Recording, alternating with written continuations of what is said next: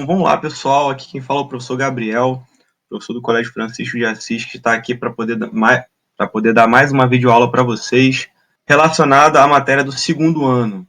Infelizmente a gente não pode estar junto, né? Mas estaremos aí com videoaulas à distância com a Educação EAD. E a matéria de hoje seriam paisagens e domínios morfoclimáticos brasileiros. Então, se a gente está falando de paisagem, nós estamos falando sobre aquilo que está ao olhar do homem, mas nesse caso nós falaremos sobre a paisagem natural brasileira e os domínios morfoclimáticos brasileiros, os principais domínios morfoclimáticos brasileiros. E quando a gente fala de morfologia, a gente fala aqui da geomorfologia, do relevo. Então, o foco desse tipo de regionalização, o que é a regionalização antes de tudo, gente? Quando você tem uma separação a partir de critérios estabelecidos. Aquilo que é mais semelhante está na mesma região, o que é diferente está em outra. Então, o foco seria na geomorfologia, no relevo e no clima, que compõem esses domínios.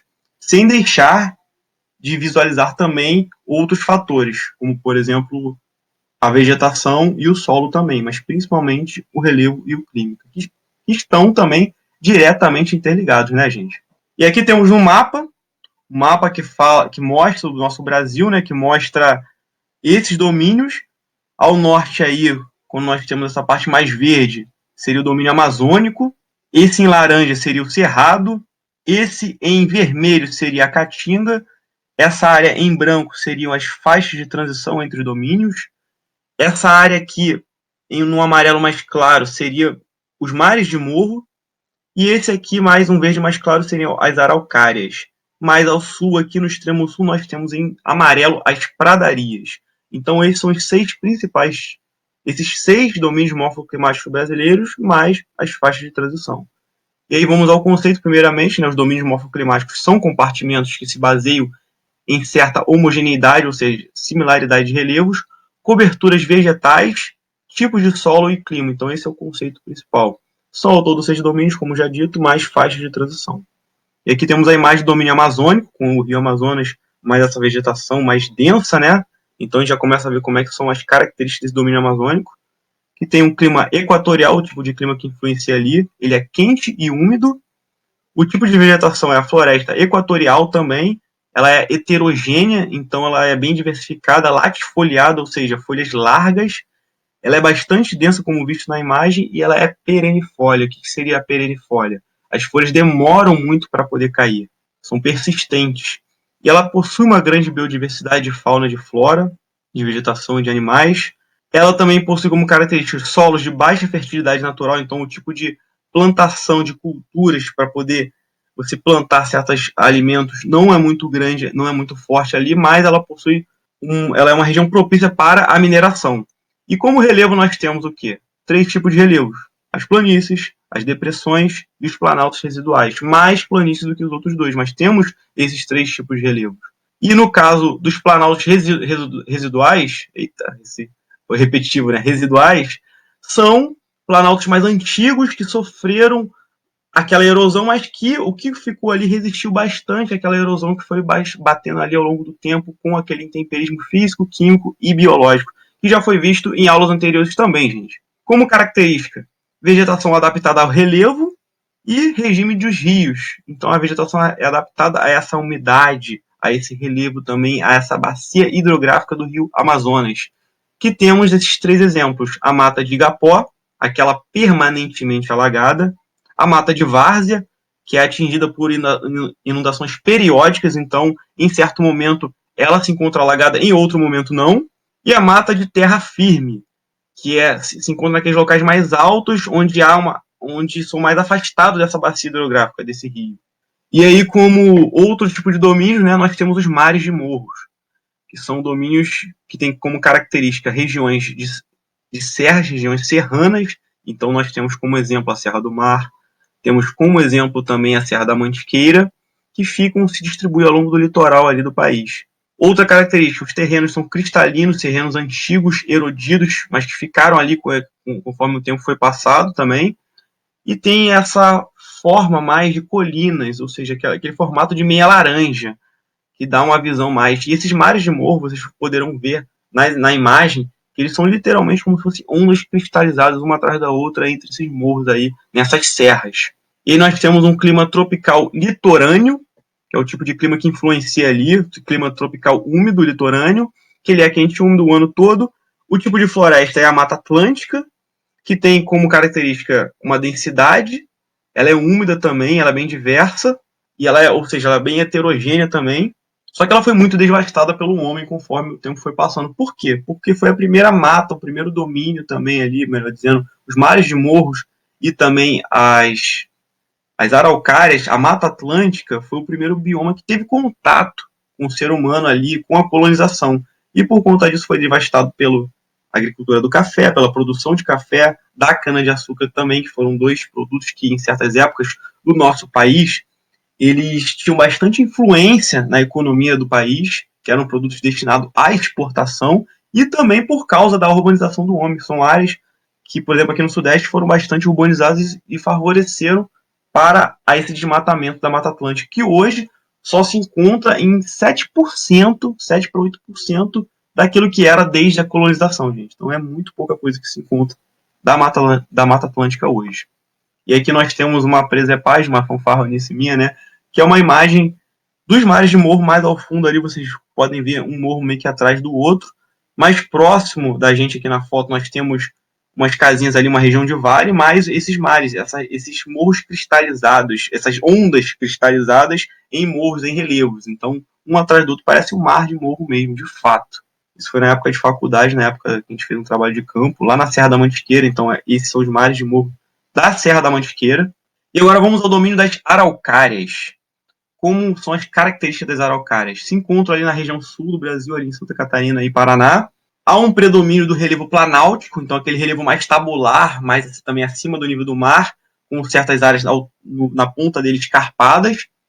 O clima que influencia ali é o subtropical úmido, então é um clima, não é o tropical litorâneo, nem o tropical continental, é um clima que é constantemente úmido, só que subtropical abaixo do trópico ali, e que é um clima que nos verões ele é quente e úmido, por causa da influência da massa de ar tropical atlântica, mas no inverno ele é úmido e frio, por causa da influência da massa de ar polar atlântica. E aí, a vegetação das matas do domínio das araucárias é a mata das araucárias, que também se encontra aí com a ameaça de um dia deixar de existir se continuar dessa forma a extração dela. Por quê? Porque ela é muito utilizada, como está aí falando, foi fortemente desmatada pela indústria moveleira, que é a indústria dos móveis, a indústria da produção e distribuição de móveis.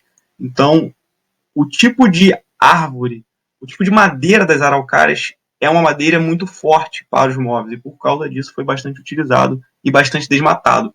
É um tipo de floresta ombrófila mista, ou seja, uma floresta que possui bastante umidade, constante chuva durante o ano, então chove bastante no ano. Essa é a característica da floresta ombrófila mista.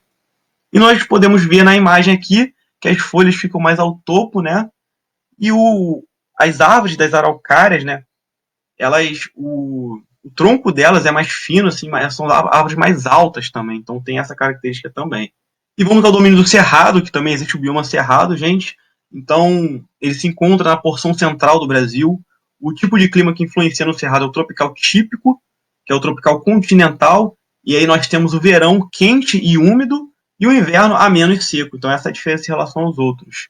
A maior parte do cerrado se encontra na região centro-oeste, então fazendo uma associação, uma ligação com as regiões administrativas brasileiras, então aquelas 5 regiões, nós temos o centro-oeste ali contendo bastante parte do cerrado. A vegetação do cerrado, ela tem a característica arbustiva, bastante arbustos, herbáceas também, e árvores retorcidas também, árvores um pouco menores também, com cascas mais grossas. O solo do cerrado são solos mais ácidos, então para você poder fazer um tipo de plantação ali, você precisa de uma correção da aridez, que é o processo da calagem, para poder plantar. E, contraditoriamente, o centro-oeste brasileiro possui bastante agroindústria. Então, o homem modificou muito aquela paisagem ali, fazendo a correção daquele solo ali para poder fazer o tipo de plantação, por exemplo, da plantação da soja, e também para poder produzir certos alimentos para a pecuária. E também acabou desmatando bastante por causa dessa fronteira da soja, da pecuária, de bastante gado ali no cerrado, e também da própria urbanização, ou seja, do homem ocupando ali, do crescimento das cidades ali. E aqui nós temos uma imagem do cerrado, né, gente? Como dito, essas árvores retorcidas, essa vegetação mais arbustiva, um pouco mais seca do que as outras, a aparência é menos úmida do que a floresta equatorial, do que o domínio amazônico, e também do que, por exemplo, as pradarias, do que as araucárias também, que foram passadas para dentro, a gente vai ver daqui a pouquinho. Agora, mas antes, vamos ao domínio das caatingas. Quais são as características da caatinga? Se encontra ali no sertão nordestino. O clima é um clima tropical semiárido. Então nós temos esse tipo de clima lá, que é um clima muito mais seco, que inclusive possui uma baixa pluviosidade, uma média de pluviosidade baixa, ou seja, uma quantidade pequena de chuva ao longo do ano. E inclusive, na verdade, mal tem chuva ao longo do ano. A gente tem meses e meses de seca e aleatoriamente algumas chuvas que acontecem ali. A vegetação é a vegetação da caatinga, também é o mesmo nome, que tem como característica plantas xerófilas, que são plantas xerófilas, plantas adaptadas ao clima árido, a esse clima mais seco, a essa aridez. Plantas que têm no seu caule ali, os cactos, por exemplo, que eles conseguem, o caule dele, reter muita água. Então ele retém bastante água ali, ou melhor dizendo, um pouco de que tem de água no solo, eles conseguem reter ali e ficar sobrevivendo. O tipo de relevo são colinas, sertanejas e depressões entre planaltos. Então esse é o tipo de relevo de lá. Os solos são pouco profundos, e aí dentro dessa bacia hidrográfica, existe, por incrível que pareça, uma bacia hidrográfica lá, existe um predomínio de rios intermitentes. O que são rios intermitentes? São rios temporários, isso são rios intermitentes, que sofrem, inclusive também o solo ali sofre com o risco de desertificação, ou seja, de degradação. Por quê? Por causa de práticas agrícolas inadequadas. Então, tanto esses poucos rios que existem quanto aquele solo sofrem com esse risco da desertificação. Por quê? Porque o pouco de recurso de água já é muito extraído para certas práticas agrícolas que não podiam estar ali. Quando você tem um tipo de cultura que você não pode plantar ali, você força a barra para isso, você acaba movimentando, causando um desequilíbrio naquele ecossistema. Então, isso causa a degradação da caatinga, que já possui pouco recurso, né, gente? Aqui temos uma imagem da caatinga, e aí temos essas plantas, esses cactos, como dito, né, essas plantas xerófilas, adaptadas a essa aridez. E agora vamos ao domínio das pradarias, que ficam lá no extremo sul do Brasil, aquele domínio mais, aquela visão mais descampada, aqueles campos que tem como característica de vegetação aquelas gramíneas, aquelas coisas mais, aquelas gramas ali também. Você não vê aquela coisa muito arbustiva, muito densa também. E aí a influência do clima ali é o clima subtropical úmido, que tem como característica os verões são quentes e úmidos. Então não é um clima tropical, mas ele também é quente e úmido no verão por causa da influência da massa de ar tropical atlântica, enquanto que no inverno já é o inverso.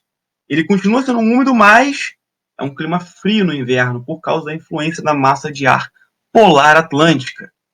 A vegetação é uma vegetação desses campos, como dito, das gramíneas. O relevo é planáltico, então também aquele relevo mais tabular no topo dele. Os solos são arenosos e degradados por causa dessa prática da pecuária ali constante, por causa dessa ação antrópica principalmente. E aqui nós temos o domínio das pradarias. Temos aqui a imagem do domínio das pradarias. Temos até um pouquinho de gado ali, né, gente? E essa visão, esse tipo de paisagem. Agora vamos à questão. Vamos resolver a questão, gente? Questão do Enem. Questão mole essa. Determinado bioma brasileiro apresenta vegetação conhecida por perder as folhas e ficar apenas com galhos esbranquiçados, ao passar por até 9 meses de seca. Perdão, era para estar um mês ali, mas são 9 meses de seca. As plantas podem acumular água no caule e na raiz, além de apresentarem folhas pequenas, que em algumas espécies possuem a forma de espinhos. Qual região fitogeográfica brasileira apresenta plantas com essas características? Então, qual seria o tipo de região fitogeográfica? Quando você fala em fitogeográfica, gente, você está falando em distribuição geográfica das plantas. Então, você está falando da vegetação. Qual é o tipo de região que está adaptado a esse clima mais seco? Então, esse tempo todo, esses 9 meses de seca. Seria o Cerrado? Claro que não, né, gente? Seria a Caatinga. Agora vamos à questão 2, gente.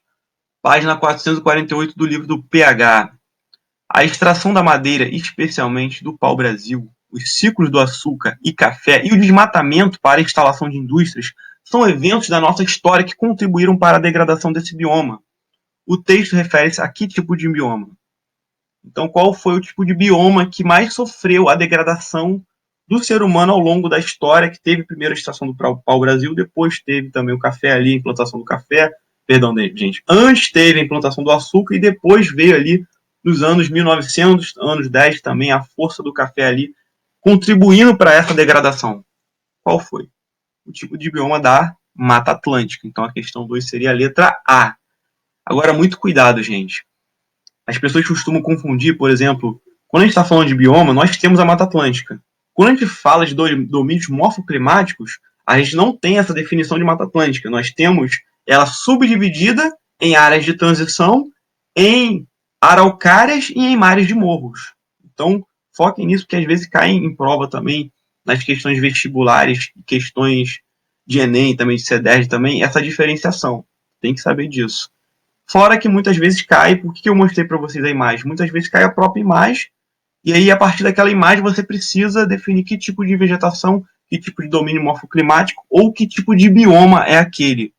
E aí, quando vocês já têm uma certa ambientação, já sabem, às vezes sem saber todas as características daquele domínio, você consegue acertar. Mas sabendo é sempre bom também, gente. Então, aqui temos também o gabarito comentado, Caatinga. Então, a resposta para a questão 1, letra C, Caatinga.